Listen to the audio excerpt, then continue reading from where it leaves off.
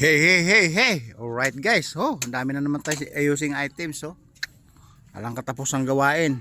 Alright guys, kaya nga nakapag-video tayo ngayon dahil may kayamanan naman tayo nasagap mula sa kayamanan ng Pilipinas.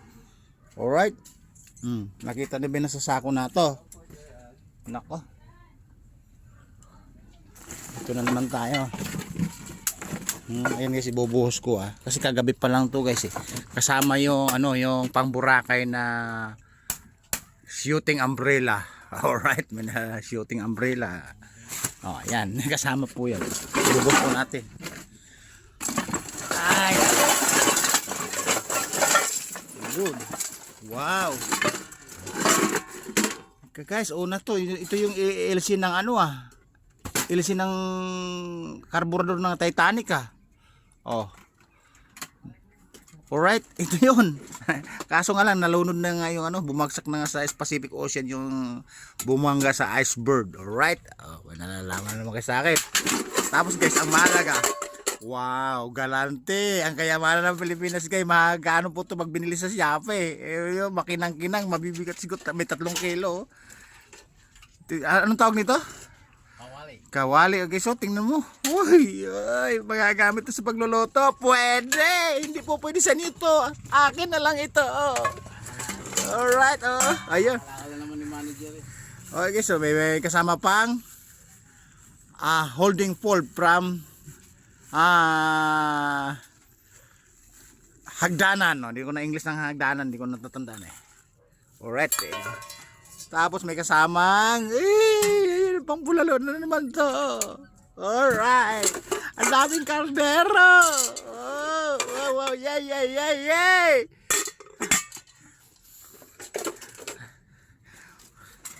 Uy, dami. Ayun. Kadami naman. Saan ba nanggaling itong kayamanan? Ang alam ko sa Pilipinas lang ito. Bakit ganito? Sobrang sayang naman. Alright, ayan. Yan, ito pa yung lutuan ng guys, ulo ng baka. Alright, malalapad-lapad. Ang kayamanan talaga ng Pilipinas. Ay, mayroon naman kawali. Sayang naman. Sayang namang ibenta guys. Galing po to, isang sako po to sa suki po namin. Nagbibigay ng mga items ng mga mula sa bodega. Lahat na yata ng loob ng kusina nila itinapon na. Ayun. Ay nako naman, ito pa. Ang problema lang, ito lang hawakan ng madali lang ito. Napakalapad guys, ang bigat. Aloy po to, mahal po ang kilo ang aloy. Alright, ito pa. Pinagsawaan na lang Siguro lutuan to ng mga dinakdakan, mga bulalo ng ulo ng manok. Di ba? Mayroon na tayo ngayon. Sa akin lang yan, bulalo ulo ng manok. Alright? Head ng chicken. Kaya nga tayo nakapag-video guys. Kasi nga, sinusyo ko sa inyo yung kayamanan ng Pilipinas. Sobrang sayang po yan, di ba? Tapos ayusin po namin yung mga bakal guys. Yung ito. Tapos kasama pa yung guys, sama na to sa pakilo ng bakal yung yung tangke ng maton. Kasi nagluluko po to dahil may po yan, may kalawang. Nagbabara po yung gasolina. Kaya humihinto-hinto yung daloy ng gasolina. Alright, lahat po yan naayusin. Tapos dito naman to sa round side ko, Joran. Ayan, nag-aayos po kami nagkatay po kami ng mga items. Bukod-bukod po yung aloy, tanso, lata ng ingkan. Kasi iba-iba po ang presyo niyan. Kaya kinakatay-katay po siya para may segregate. Alright, ito matagal-tagal po ito sa side na to kasi kaklasihin pa po yan. Tapos ito naman mas lalong matagal dito kasi mayroon pa daw hanggang doon sa ilalim ng binggit, sa ilalim ng kuweba, sa ilalim. Marami-rami po yan. Tapos kasi kaya pangdagdag namin sa damage na aksidente ng mga bata yung kotse Toyota Corolla. Alright, nagagawa kasi yung anak ko talaga magaling talaga magmaneho kanya lang inagawa ng manubela at siya daw magmamaneho yung kaibigan ng anak ko, so pinagbigyan. Hindi naman kabisado yung pagtansya. Alam na, marunong nga magmamaneho ng manubela, kaso nga lang yung tansya hindi na tansya, kaya sibak yung bumper ng Toyota Corolla. Kaya Toyota. yun ang babayaran namin. Kaya dagdag pundo na naman. Mag-aayos po kami yan. Yan, overwhelming na naman kami sa plastic, pati karton. Sa Lunes, babiyahe po namin yan. Na Toyota. Para sa babayarang damage. Alright. Alright, salitang alright, pero hindi alright kasi may babayaran kami. O yan, may mga karton na to.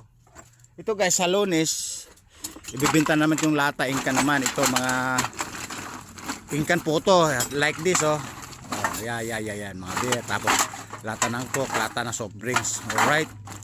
Ayan. Bibenta po to kasi nga kailangan namin eh. Kailangan mag-ubos kami ng stocks dito para kasi may babayaran kaming damage. Okay? Ayan, mga lata po yan. Ilang sako po yan. Marami-rami po yan. Oh, ayan oh. Oh, ayan, marami-rami po yan. Pag pinagsama-sama na po siya, marami-rami na po yan. Oh, ayan. Tapos bukod po yung mga half alloy na makakapal. Katulad nito.